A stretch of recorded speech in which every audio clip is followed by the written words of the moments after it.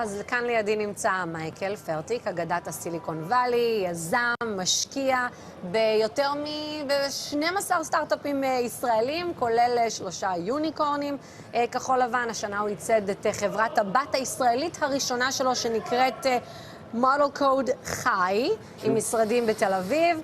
מייקל, אני רק אגיד שהוא לא מדבר עברית, הוא יודע דברים בסיסיים, שלום, ולכן אנחנו נעבור עכשיו לאנגלית. So Michael, trust me, I said all good things about you. It was a very proper intro. Hello, everybody. You're here in New York, Yeah.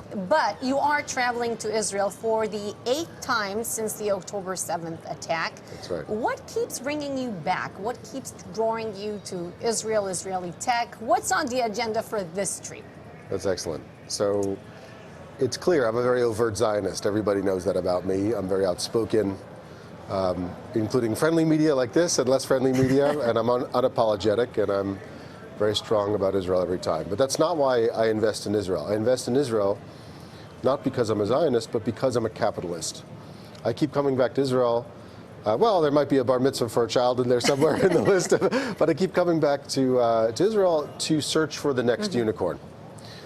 Israel, if you take a giant step back and you look at how Israel performs globally, one Israel by itself is basically worth the same, are you ready for this? As the entirety of Western Europe combined. Oh, wow.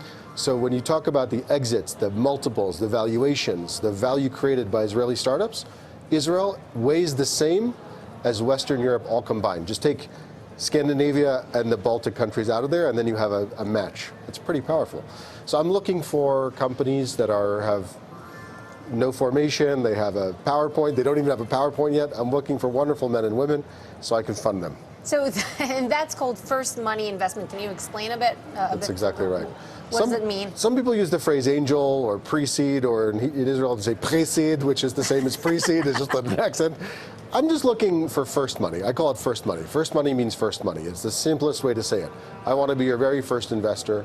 I want to be the first investor in your company before anybody else. I don't wait for other people to tell me I'm smart and we all jump together. I don't need to hold anyone else's hand. I go by myself, and I go by myself in a deal that you and I agree on together. And I do that in the United States, I do it in Israel, and those are the only 2 places I do it. And I'm very proud to do it. All right, so when you look for your next investment, what kind of signal are you watching for? So Israel is extremely strong in a few areas. If you said to Israelis, what are they strong in? Of course they'd say cyber. That's true. They're also very, very strong at AI because AI and cyber actually have some of the same ingredients, some of the same constituent elements. But also Israel's very, very good at so-called deep tech, difficult technology, or enterprise, meaning selling to a large business. Typically, not always, but typically Israel's not as strong, if we have to say, on consumer, meaning individual-facing businesses or small business-facing businesses. So I tend to look for people who've worked together before.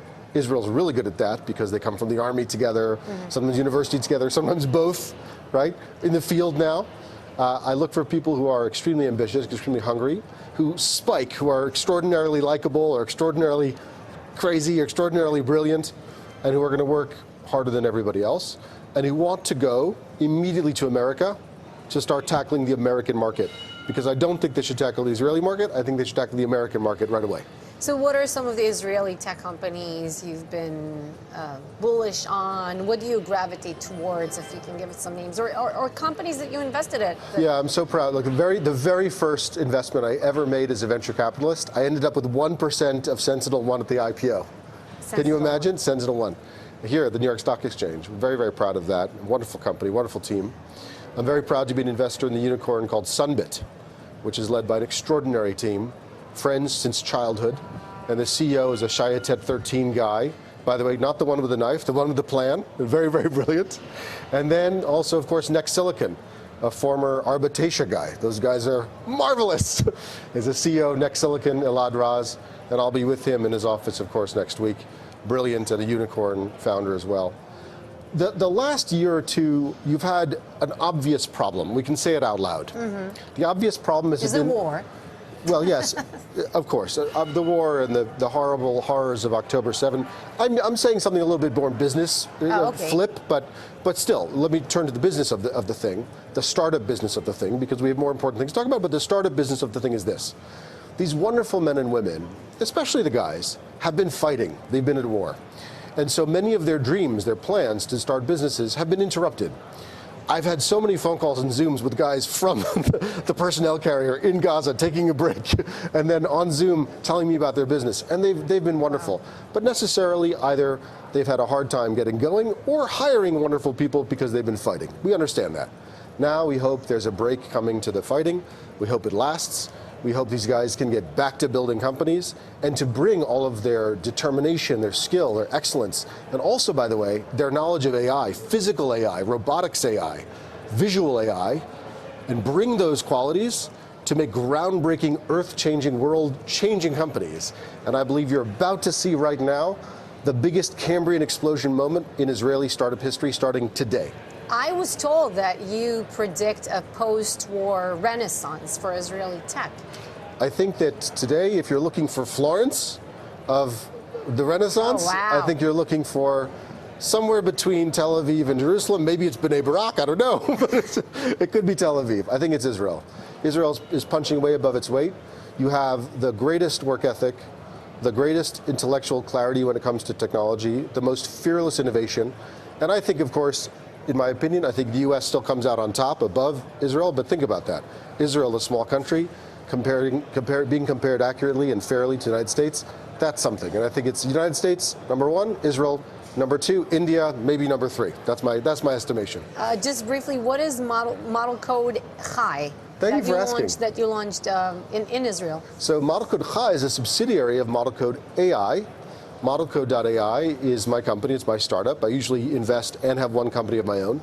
And we are fixing the world's legacy tech debt using generative AI. So if you've got old code, as every big company does, we are fixing your old code, bringing it up to modernized, beautiful quality in no time using generative AI. And we have 6 wonderful guys in the subsidiary in Israel and a whole bunch of people here in the US and elsewhere in the world. But I'm very proud to have my first ever Israeli employees. And I know that you lectured at Harvard Law School for like about a decade, more than a decade. Yeah, a long time. Yeah, in law and entrepreneurship. What's your assessment of the current sentiment, like of the academia vis-a-vis Israel and Israeli tech? I think American higher education is at a very fragile moment. I think that the wonderful tenured faculty, for your viewers who don't know what tenure is, tenure means they can't get fired. The wonderful tenured faculty members of many American higher universities who because they have tenure are unfireable. They have the safest jobs in the world. Well, many of them have not been brave. And some of them email me privately and say, thank you for speaking up for Israel, but they won't say it at their school. They're afraid of their graduate students. And it's really a shame to be fearful and also unfireable at the same time. So, the Trump administration has come in with a very heavy hand to startle these universities to behave differently. And the universities have become resentful, and I understand why. But the truth is they've had decades to behave like adults, and they haven't really been brave and behaved like adults. They've been held hostage to Hamas simps who are graduate students who really believe in nothing except themselves as leisure class beneficiaries. And so they've sacrificed themselves to the altar of a political commissariat of youth who are taking over the asylum. And it's very, very deplorable. I'm afraid that some of these faculty members will now double down against Trump. But I also believe that many of the faculty members are finally starting to realize that it's really time they have to do something. And here's the other thing. The truth is, if these universities don't do it themselves, yes, they'll lose funding. But the beauty of the American system is we will found new universities. Oh, we already see it happening. And I'm visible as an investor, as you know. If you look at my bio, I'm very involved in some of these as a founder and investor.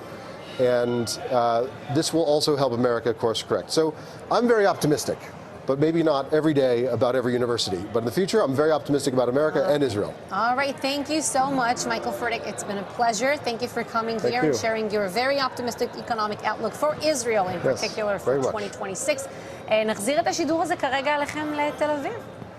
טוב, תודה רבה לכם על הריאיון המרתק הזה. אנחנו נחזור אלייך טל רגע לפני סגירת המסחר אצלכם.